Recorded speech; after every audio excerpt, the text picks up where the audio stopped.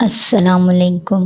بسم اللہ الرحمن الرحیم۔ اگر تم طویل مدت سے خوشیوں کے انتظار میں ہو تو تم یقیناً جاننا چاہو گے کہ وہ کون سے اشارے ہیں، وہ کون سی خاص نشانیاں ہیں جو ظاہر کرتی ہیں معجزاتی خوشیاں بہت جلد تمہاری زندگی میں بہت ہی جلد آنے والی ہیں۔ تم یقیناً اسی تجسس میں ہو نا کہ وہ کون سے ایسے خاص اشارے ہیں جو تمہارے غموں کو ان گن خوشیوں میں بدلنے کا باعث بنتے ہیں۔ تو سنو، تمہارا رب بہت رحیم ہے اور اس کی رحمت لامحدود ہے۔ جب وہ اپنے بندے پر اپنی رحمت برساتا ہے تو اس کی رحمت کی جل تھل سے کر دیتا ہے۔ کبھی کبھی تمہارا صبر تمہیں بہت سے وسوسوں میں ڈال دیتا ہے۔ تمہیں لگتا ہے کہ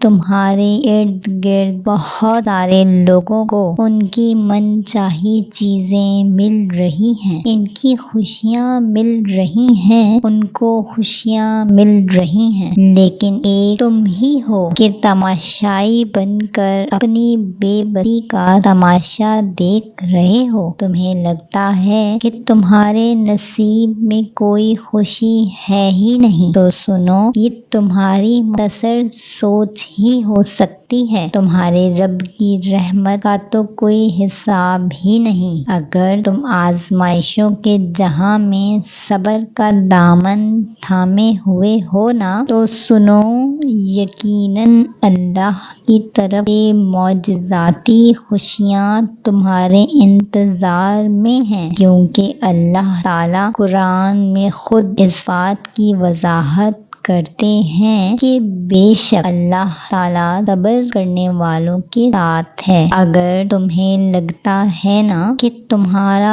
غموں سے نکلنا ناممکن ہے اور جو چیز تم مانگ رہے ہو اس کا ملنا بھی ممکن نہیں ہے، تو یاد کرو حضرت یعقوب علیہ السلام کے لیے ناممکن تھا اپنے بیٹے سے دوبارہ ملنا، اور حضرت یوسف علیہ السلام کے لیے ناممکن تھا مصر کا بادشاہ بن جانا، اور بی بی مریم کے لیے ناممکن تھا حاملہ ہونا۔ سمندر کے لیے ناممکن تھا حضرت موسیٰ کے لیے 2 حصوں میں تقسیم ہو جانا اور ان کی قوم کو دشمن سے بچانا۔ حضرت ابراہیم علیہ السلام کے لیے ناممکن تھا صحیح و سلامت آگ سے باہر آ جانا۔ تم اکثر معجزوں کو پڑھتے ہو اور سنتے ہو نا تو کہیں بھی خود کو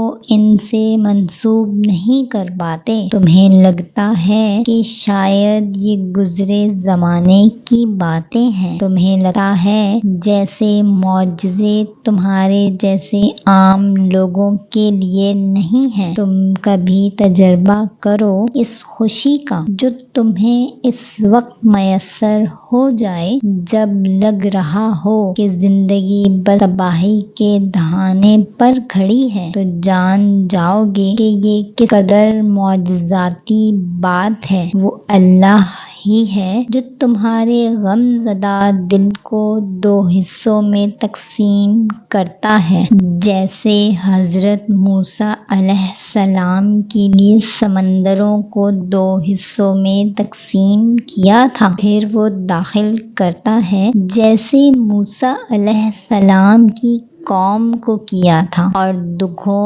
پریشانیوں کو اسی میں غرق کر دیتا ہے جیسے فرعون کو کیا تھا۔ کبھی سمندر کی صورت میں، کبھی دونوں آنکھوں سے نکلے اشکوں کی صورت میں۔ اللہ سے جڑی امید بھی بڑی معجزاتی ہوتی ہے۔ یہ لمحوں میں شے و رگ کا فاصلہ طے کروا دیتی ہے۔ جب تم کامل یقین کے ساتھ اپنا معاملہ اپنے رب کو سونپ دیتے ہو نا، تو یہ اس بات کا اشارہ ہے کہ اللہ تعالیٰ بہت جلد معجزاتی خوشیاں عطا کرنے والا ہے۔ وہ معجزوں کا بادشاہ رب تمہاری زندگی میں کسی بھی وقت خوشیوں کا آغاز کر سکتا ہے۔ بے شک معجزے تو رب کی شان ہے، تم اس بات پر یقین رکھو کہ وہ قادر مطلق ہے۔ رب جب چاہے تمہارے غموں کو معجزاتی خوشیوں میں بدل دے گا، اور جانتے ہو کہ معجزاتی خوشیاں ملنے کی خاص نشانیاں اور خاص اشارے کیا ہیں؟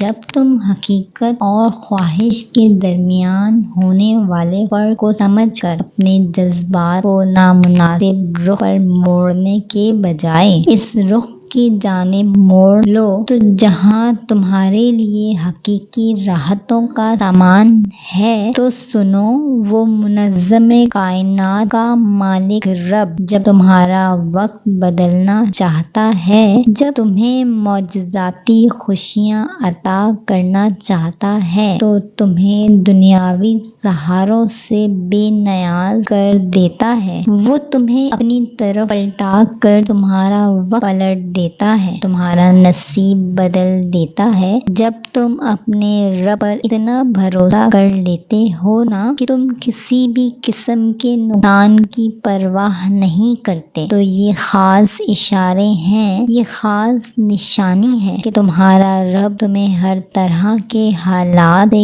باخیریت گزار کر معجزاتی خوشیاں تمہارے نصیب میں لکھنے والا ہے۔ جب تم بدحالی اور خوشحالی دونوں صورتوں میں اپنے رب سے رجوع کرتے ہو، رب کی رضا کی خاطر دوسروں کو معاف کرتے ہو، صلہ رحمی کرتے ہو، غرض ہر طرح کی اعلیٰ صفات کو اپنی زندگی میں شامل کر لیتے ہو، تو تمہاری یہ اعلیٰ صفات باعث رحمت بنتی ہیں۔ تمہارے لیے لامحدود خوشیوں کا پتہ ہے۔ اللہ تعالیٰ اپنے بندے کو معجزاتی خوشیاں کب عطا کرتا ہے؟ جب تم دوسروں کی دل آزاری سے خود کو بچاتے ہو اور لوگوں کی چھوٹی چھوٹی ضرورتیں جو تم سے وابستہ ہیں ان کو پورا کرتے ہو، اور اپنے وجود سے اللہ تعالیٰ کی مخلوق کو نقصان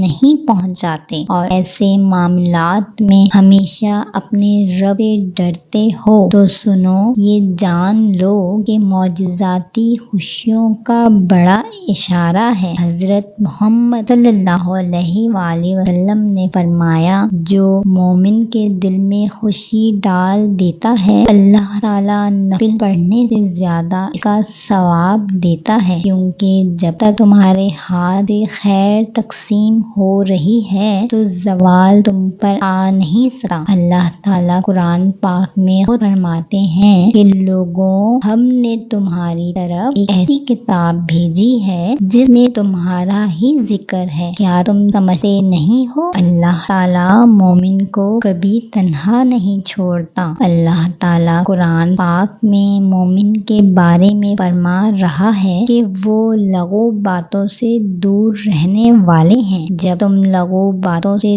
دور رہنے لگو، جب تمہاری تنہائیاں پاک ہونے لگیں، تو سنو، تم سمجھ جانا تمہاری خوش نصیبی کا وقت بہت قریب ہے، اور اللہ تعالیٰ تمہارے لیے ناممکن کو ممکن بنانے والا ہے، اور تمہاری دعاؤں پر اپنا خاص کن کہنے والا ہے۔ جب وہ تمہاری زندگی کو خوشحال کرنے والا ہوتا ہے تو تمہارے دل میں وہ اپنی محبت ڈال دیتا ہے، اور تم اس کے ذکر میں ہی سکون محسوس کرتے ہو۔